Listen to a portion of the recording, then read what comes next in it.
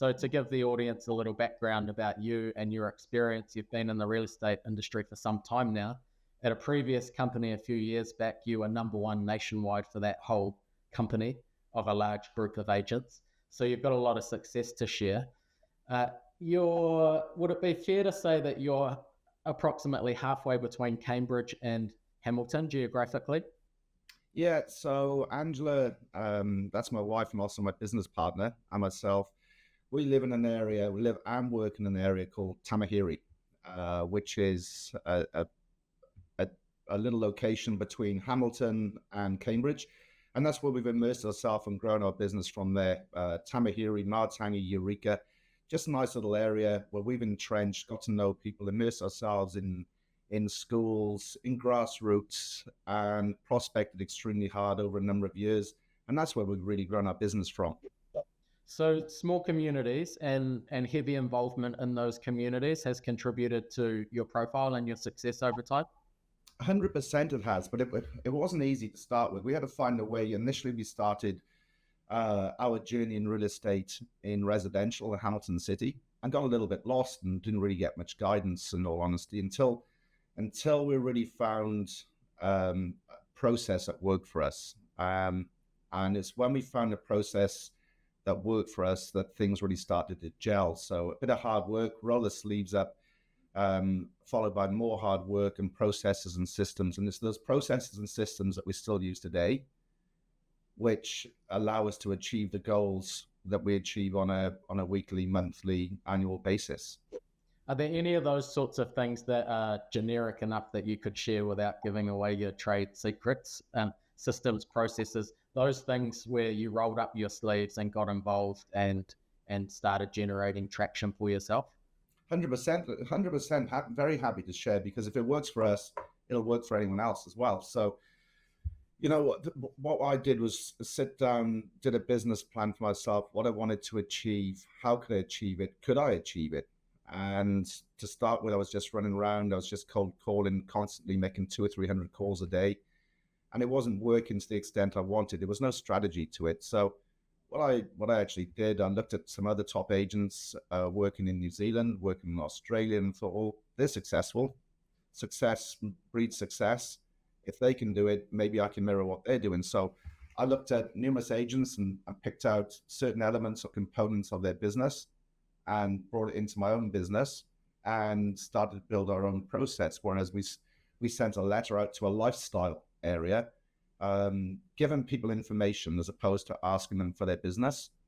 So we were providing information. And I was doing that on a quarterly basis, where I'd give stats and sales figures, not just for my own, but for other agents that I've sold in the area, just drawing it down off rhymes and putting it into a nice letter format. And what I found is that when people were calling us off the back of the letters, they'd actually filed the letters, so it was tangible. And they would sit there, especially the older generation who was sitting in properties worth $2 million plus. They were still not digital, and they still appreciated a letter coming through their letterbox that was addressed to Mr. and Mrs. Smith or Mr. and Mrs. Evans or whatever their name was, as opposed to the homeowner. Right. So you personalized it, and then you gave a lot of value without expecting anything back. And exactly. Then 100%. Yeah. So it's breaking down barriers to get through the door to start with. How can I get someone to call me as opposed to me calling them asking for their business? Sure. And in turn, you would have looked like an expert in the industry, even though you were relatively new, because you were giving so much information. By that time, I was an expert, Sam. I'd done enough information, enough due diligence in the background. I was the expert of the area as far as I was concerned. So that goes to the confidence factor. You got to have your trust and confidence, and if people have got trust and confidence in you, and they think you're the expert, well, they're going to contact you because they think, okay, well, I'm going to go to someone who knows a little bit more about the area. They know the schools, they know the property prices, they know what's happening in the area. You can be their trusted advisor. So you're obviously not from the area initially, listening to the accent. So you've come fresh into the area with an English accent, and you've become the all-seeing, all-knowing market expert just because of diligence in staying on top of all those stats and learning your area inside out. Yeah, so my accent, I got to correct you, Sam. So my accent there is not English, it's Welsh. And Welsh, oh, I already knew that. that's Oh, that's like saying to a Kiwi, "You're an Aussie." So we got to sort that bit out, right? But blooper fail. but basically, yeah. So when we came in, what I've found is that I've first started making connections. We've been in New Zealand since 2012, in real estate since 2013, and we started making connections initially through our son in school when he went to school, because we didn't know anyone. We landed in a location for whatever reason. We landed in Hamilton, and we said, right, can we make it work? So we put our son in the school, and that's where we started to make connections on the touchline, watching footy, watching cricket, building those relationships from there. To that point, I actually sold a property for someone for a vast amount of money, who I met on the touchline of a game of rugby back in 2013, and I sold it last year for them. Wow. And That's a long pipeline. that's a long pipeline. So it's playing the long game. So it's that when I go on to say it's relationship driven. And I'm every single time I'm meeting someone, I will make a note of who they are. So I met Sam McIntyre in the squash courts watching our kids play squash, and Sam was a good guy, and Sam had a ponytail, and Sam had a beard, and Sam's got 2 children, and he's been divorced twice. Anyhow, that's just an example, obviously. That goes into my phone, and I make a couple of notes, and I'll put that into my CRM system on the Monday. I may not see Sam for 5 or 6 years, but the next time I see Sam or speak to Sam on the phone and his number pops up, I've got those notes. Hey Sam, how's life? You still carrying that long ponytail around? Your kids still playing squash? And then the conversation seems natural. And at that stage, Sam has got trust and confidence in Russell as an individual. Wow, he was remembering all these things. So it's just small components every single time to build that trust and confidence as you're moving forward. That little one there's gold. Like, if I've seen you once, met you once, and then all of a sudden, the next time I have an engagement with you, you remember all of those things. Automatically, I like you, or I think you're impressive in some way to be able to remember those things. So just a small thing like that can make hundreds of thousands, if not millions of dollars over a career, over a successful career. We'll move on to the area that you're in, because my perception of the area that you're in is probably very different to the actual area that you're in. My perception is built off the properties that you list and sell and what I see on Facebook, which is beautiful homes all around. Is every home in that area beautiful, or are you're just selecting or picking up those and somehow you've gone in that direction to take those rather than the average home in the area? Every home is beautiful to the owner. So I don't deal in property, I deal in people, and property is a byproduct of the people. So to your question is, yes, there's a lot of nice homes in the area. Yes, there's a lot of average homes in the area, but it's we're lucky enough to live and work in the area. We actually chose to immerse ourselves and go and live in the area that we were working. We enjoyed the area. We enjoyed working with business people, with doctors, with surgeons. The majority of the people we're working with are high net worth individuals on a whole. But that doesn't discard us from dealing with someone who's called us in specifically because we've built a relationship with them. And then how we can look after them, how we can get the best result for someone who's got an $800,000 home as opposed to a $2,800,000 home. How do we build a relationship? How can we position their home in the market to get the best result? The way in which our business has taken us to the fact that our average price is sitting around, sale prices around about 2 million, fluctuated a little bit in this current market. And we made a strategy to enable us to get there. But if someone comes to us in our area and they've got a property that's sitting between 800,000 and 1.2 million or 1.3 million, we'll certainly sit down and speak to them and see if we can help them devise a plan in order to a strategy to get them the very best price at the other end and the net money in their pocket, which is what we're looking to achieve. Right.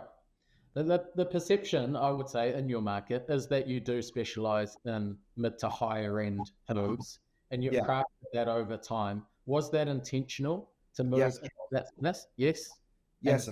how did you, was that luck that the stats that you were putting in letterboxes, you got responses from those types of homes early, or you've done something else intentionally to go that way instead of the average house price? Because it's very easy to go the other way. You know, it's bread and butter. It's easier to sell in any sort of market compared to the high end, which can be hard at times. But you've intentionally gone that way. And how did you go that way? Yeah, so we have intentionally gone that way, and it was back in 2016, 17 that we made the intention of going that way. I mean, I sat down and I did a business plan, and I got a map out, and I looked at the area after driving around it, thinking, well, I can't door knock this area because the majority of these properties have got driveways, the lifestyle properties have got driveways which are 200, 300, 400 meters long. They've got gates at the end of it. The people are going to be out working majority of the time. Some of them are doing long shift patterns. They're doctors, surgeons, anaesthetists, whatever they may be. How am I going to find a way into this area where there's high net worth individuals with high value homes who are going to be selling a certain period, within the next 5, 6, 7 years? So that's when I went and devised my little plan of, okay, I'm going to send a letter out adding value, as we spoke about previously. Yes, so it was an intention, and then I was going out and giving them value of their homes and information of what was happening in the area, what the local stats were, what the market was doing, and again, being the trusted advisor at that time. So what I sat down and did, Sam, was basically I built what I tried to do by looking at my competitors in the area, and because there'd been one or two agents who had dominated that area for a period of time as that area was growing, was I needed to sit down and create a competitive, consistent, multi-layered, efficient prospecting plan. And that then encompassed sending out a letter every couple of weeks, quarterly, DLE cards every couple of weeks, making the phone calls, building the database from when people were then calling me, and then putting in place a time to call them back, whether it was 2 months, whether it was 3 months, whether it was 6 months, on their request, not as some of the CRM systems do, where they automate it. I'd listen to what people were telling me. I'd ask them questions, to be question-based. Sam, would you be happy for me to give you further information about the property market in 2 months? Oh, no, Russell, just leave it there. Just come back to me in 12 months. We've no intention of going anywhere. So in 12 months' time, you send a text or give you a call. Yeah, we're thinking about doing something. Why don't we have a chat further? We're relocating. We're going to Sydney. We've got an opportunity over there, which they weren't thinking about previously. So just soft touches, just touch points, keeping in touch the whole time, but all generated by a multi-layered prospecting plan. And that's what it used social media as well. And we had got a lot of profile from social media. So on that, this was you leading my next question that I was already going to in my head. So that was 2012, 2016, and times have changed significantly, especially in the digital space. Would you still employ that strategy of newsletters, DLE cards, those sorts of things, if you were doing it again right now? Yes, 100% they would, because it's different to what everyone else is doing. People get lazy. Agents are lazy, and they think they can do everything off their phone, but people still like something tangible. If you may get 100 DLE cards in your mailbox, and you'll throw them out every time you'll throw them out, until such time, 6 months before you decide you're going to sell. All of a sudden, I've brain tattooed you. You've seen my signboards up in the area. You've seen my DLE cards. You've heard me on the radio.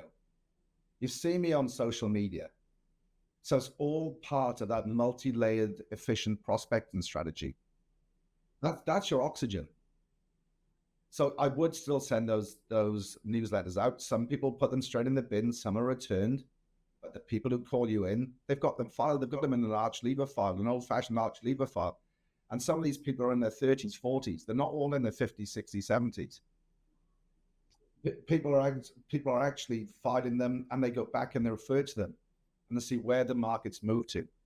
So it's a point of difference, and it's something tangible. People still like something tangible. Even though they'll put it in their fireplace the next day, they've read it, some of them will file it. But yeah, it's a point of difference. I'm totally with you on two levels. One is a point of difference, and it's actually a novelty now to receive a letter. I hardly ever receive a letter, so to receive something is interesting. It's different because it doesn't happen very often anymore. The other thing is the multi-layered strategy is it's so important to be everywhere and be seen all over the place. So it's yeah, throwing away the DL card, but then driving past your sign down the street and going, oh, that's interesting. And then seeing your sign written car and then you popping up on social. It's all these things consistently that you say brain tattoo your name or picking you at the right time. So that's amazing. The other thing that's interesting to me is a business plan, and we should all have them. Agents should have them 100%, but not many do. Did you come from business before? Yeah, I've been in business previously in the UK, which funny enough, it failed. Hence, I landed up 12,500 miles away in New Zealand. But I was lucky enough to have a couple of good mentors when I arrived here who looked after me. I learned a great deal when I first arrived, initially from a guy who was teaching me at Bailey's. Well, that's where I first started off my real estate journey. And it was only when I left there after a short period of time, because I was frustrated with senior agents, with the business, I couldn't quite work it out. I started listening to Tom Panos's gym, and I came across that. And I started listening to numerous people on there, John McGrath being one of them, who I think is a fantastic business coach, mentor, advisor. And they actually gave me a business plan before they started using their own platform. And they sent me an email, and I sat down and I looked at how many appraisals, listings I needed to get to start making a little bit of money again. And I followed it quite strategically to start with. I still follow it to a certain extent now. Sure. Is the business plan for you something that's long and comprehensive, or is it a one-pager? These are the key things that I need to be doing consistently and simple and easy. It's a one-pager. It's consistent hard work. It's making yourself accountable. Basically, it's making yourself accountable to make sure you do everything that you say you're going to do. So if you say you're going to, and we'll talk about it all day, every day. The most important part of real estate, your oxygen, is prospecting. So as long as you're making yourself accountable to your prospecting, the phone calls will come. People will pick up the phone. They will call you. Where I'm sitting in my career at the moment, I'm now an attraction agent as opposed to a chase agent, and the majority of the business comes to me. People are calling me up. I'm still chasing. I'm still catching what I'm chasing. But that's part of that automated system that I put in place, which is a non-negotiable for me and my team. Does your team facilitate your system for you for most of the things that don't require Russell's name and face and voice? Yeah, it does. Yeah, so we've got Marie who works in the background with us as well. And we've got a lady, Caitlin, who helps us along with our social media, because I'm absolutely useless on social media. So we got someone who does that for us. And together with the team, it works quite well. I lead the team, and Angela looks after market relations. She's fantastic, got a fantastic touch looking after people. And so together we really gel as a team. And everyone knows exactly what their job is within that team, and that nothing seems to get missed. We use a Trello board, and we've got a whiteboard in the office as well. But very rarely do we actually need to go on and do those checklists anymore, because everyone knows exactly what they're doing. Unless we're speaking to someone such as yourself, who's got some great ideas which we can implement into our business and bring in, and then we'll change a few things. Because we always want to change, and we always want to evolve and get more business and be competitive in the marketplace. Yeah. You're saying some unpopular things here that people don't want to hear: hard work, consistency, a plan, constant improvement and evolving and adopting new things. A lot of people don't want to hear this. And I guess this can be a huge difference between being okay or average and great. Would you say just taking action, hard work, consistency, all of these things that we know work are the difference? That's all you need to do. Success leaves clues. That's all you need to do. yeah, and you've got to have your own style. And there's not one singular personality that's trait that is better than another. I've got a personality trait. You've got a personality trait. But what I do know is that there's not many people who can outwork me.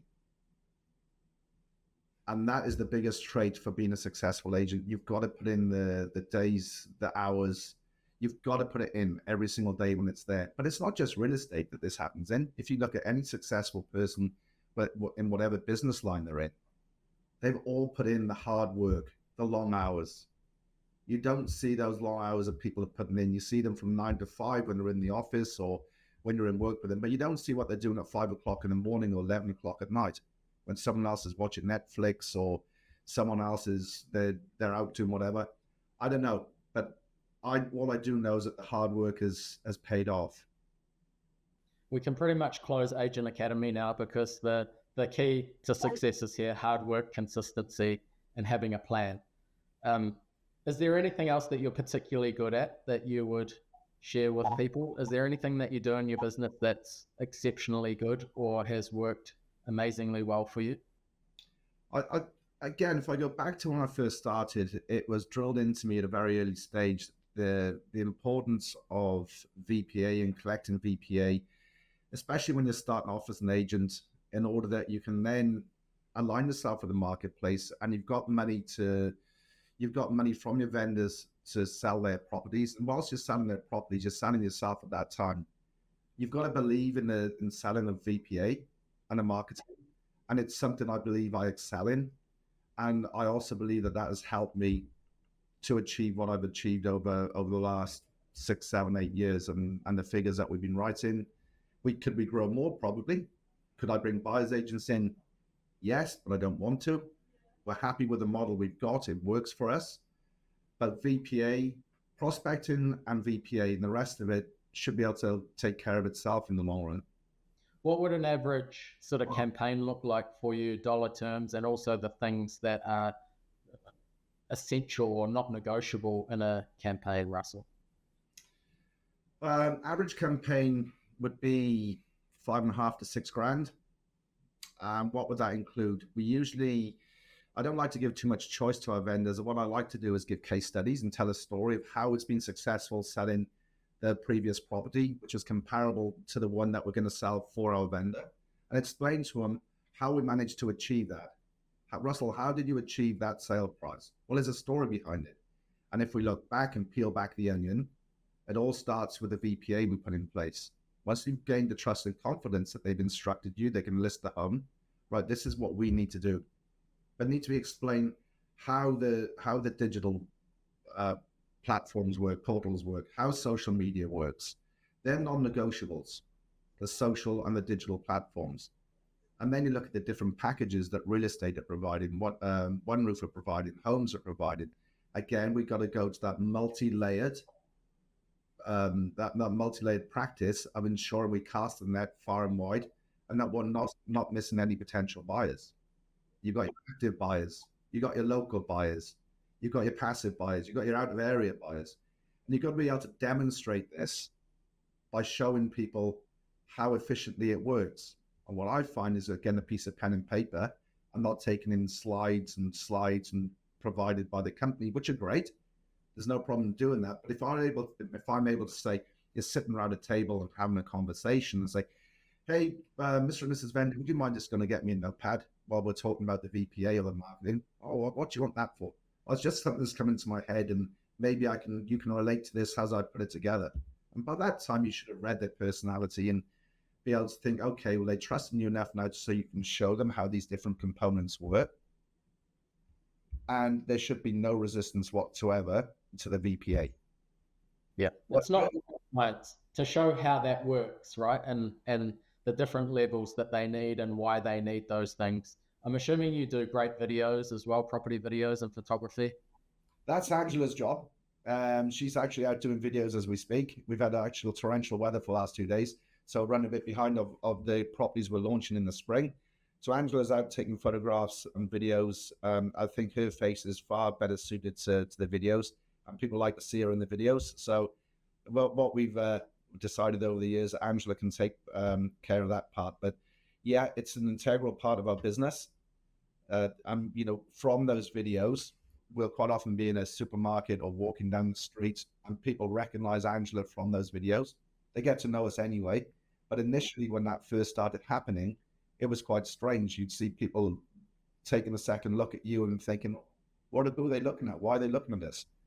But they've seen us in the video.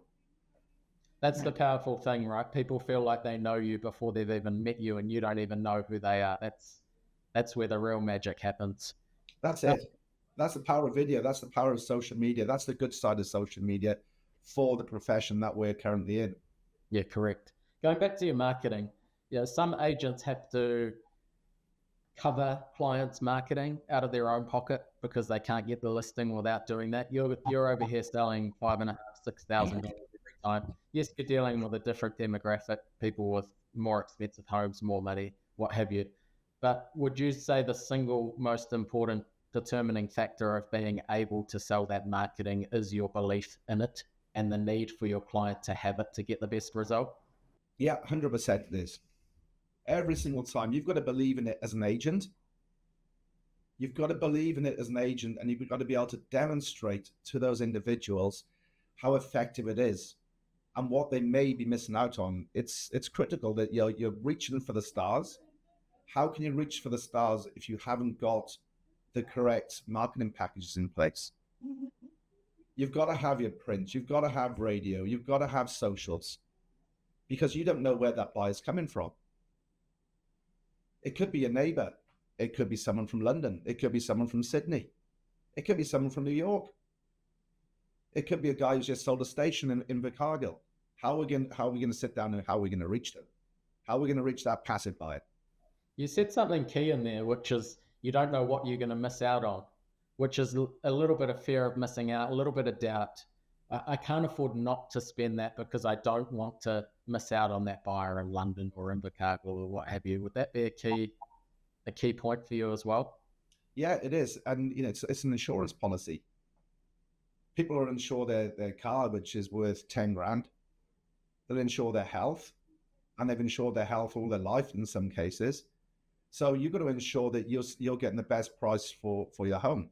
And for the sake of 5,000 or 6,000, 7,000 bespoke marketing campaign for an asset that's worth $2 million, $3 million, $4 million,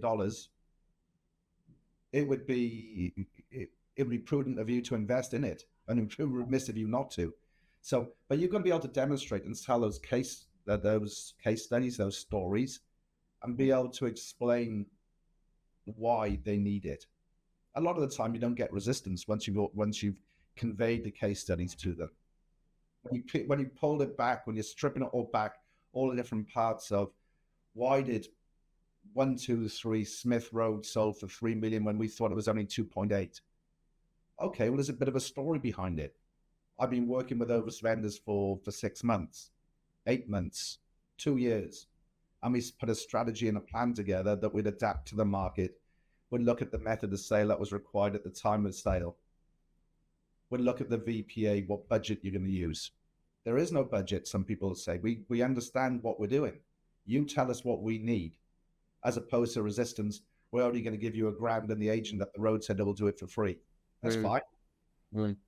If the I've seen agents in the same office in the same town selling similar properties. One gets 3,500 in VPA every time on an average house price of 700, and the other has to pay for it themselves. Just belief. It's all belief, and it's going through as you're going through your appraisal or your listing presentation, and you're ticking off. So you've spoken about your brand. Are you happy with the brand that we're with? Yep. Whether it's Russell and Angela Thomas with its property brokers, yes, we're happy with that. You're happy how we work. Are you happy with the marketing? No, I've got a few more questions. Okay, let's go back through it. What was it you didn't understand? Was it the financial side of it? Was it the fact that you don't agree that Trade Me is going to work for you because you don't look at Trade Me, you look at real estate? Yeah, well, that's the real reason. There's $1,000 there which we don't think we should be investing because we don't use it. Okay, well, let's go back and look at the figures from this case study. You can see that over the course of the last 3 weeks, we had 6,000 people look at through Trade Me, and through our detailed analytics and research, you can see that our buyer came from Trade Me from this property. Do you want to miss that potential buyer at an auction that could give you an extra 10 grand for the sake of 1,000? Do you want to risk 9,000? Do you want to risk 9,000 for the sake of spending $1,000? So again, yeah, look, finally, you go through, so you're in your appraisal presentation, whatever we want to call it, whether it's 1-step or 2-step, you're going through each individual aspect of why somebody would choose you and rechecking in with them. You're happy with this, you're happy with that, you're happy with this, you're happy with that. Do you have any more questions on any of the other things? And it's enabling you to cover any potential objections that they might have that they don't voice, because you're prompting them and getting them to raise those things. So you don't leave and then them go, oh, we're not sure about X, Y, and Z. You've actually been able to cover those in person because you've front-footed that, raised it, and asked them if they have any questions or objections around any of those things. Is that right? That's gold. Taking away any resistance. So my listing presentation is question-based. Providing with the information and question-based. Are you happy with that? Do you understand marketing? Are you happy now that we've covered the marketing off? Have you got any further questions? Yes, I'm happy. Are you happy that we're spending $7,832? Yes, I am. Could you sign by here? Yes, I can. Are you happy to work with us? That's the big question a lot of people can't ask. I've been out with colleagues junior colleagues in a few offices I've been in over the past, and they can't ask that question. They fail to understand the value of marketing, and they hesitate when it comes to asking for their business. And it's the last thing. What are your fees? Whatever the fees are at the time. What would you like my fees to be? My standard fees are 4% flat. Are you happy to pay that? Yes, we are. By that time, they have full confidence in you, and they need to pay you 4% instead of somebody else who's charging 2%, because you've done such a great job that you justify the 4%. They're going to potentially lose money if they choose the agent charging 2% because they're not as good as you. So it's not, it's overall value, right? It's overall value. It's service-based. It's what service they're going to get from us. So they get a service from myself and Angela and our team, which we believe is as good, if not better, than anyone else operating in the market. And again, it's about belief. It's about success. It's about getting those results. We set out to get them the best results. And we do get them the best results in the area. And we don't put the hammer down in auctions for that first price. We will go out there. If we don't believe that we've got them the best price, we will not take an offer. We will not get our vendors to accept it. We'll say there's more money there. We haven't done our job for you correctly yet. And I believe that stands us in good stead when people are talking about us and referring us to friends and family. There's some amazing gems in here, Russell. I want to thank you for your time today. Hard work, consistency, a plan, amazing vendor-funded marketing. We've covered the listing presentation. There's some gold in there. And if somebody doesn't learn a lot out of that and take that away and implement that, they're not going to take anything from anything. So thank you so much for adding so much value. There's no wonder that you're a success with just the mindset, the attitude, the process, the systems. Well done, Russell, and good luck for the rest of the year. Thanks, Sam. It's been an absolute pleasure being on and being one of your guests. So good luck to you and moving forward.